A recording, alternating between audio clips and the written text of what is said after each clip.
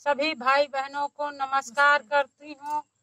हम यहाँ एक नाच गीत लेकर आए हैं। अगर पसंद आए तो दोस्तों लाइक सब्सक्राइब और शेयर करना मत भूलिएगा। और खुद की ना इनका प्यार से बात को आगे बढ़ाओ अपने से।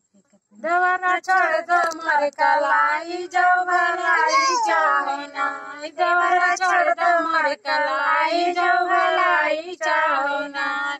ससुर के चोरी चुपा दिया दो गड़वाई, सास ससुर के चोरी चुपा दिया दो गड़वाई।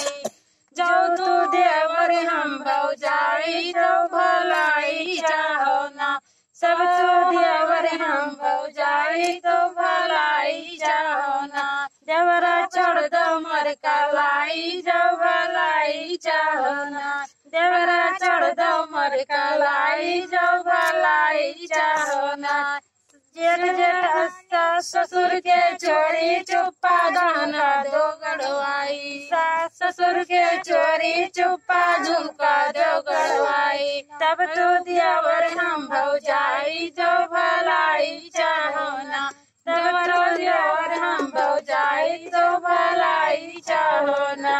देवरा छोड़ दो मर कलाई जो भलाई चाहो ना, सास ससुर के चोरी चुप्पा हरवा दो गड़वाई, सास ससुर के चोरी चुप्पा हरवा दो गड़वाई। तब तो देवर हम भौजाई, देवरा छोड़ दो मर कलाई जो भलाई चाहो ना, देवरा छोड़ दो मर कलाई जो भलाई चाहो ना।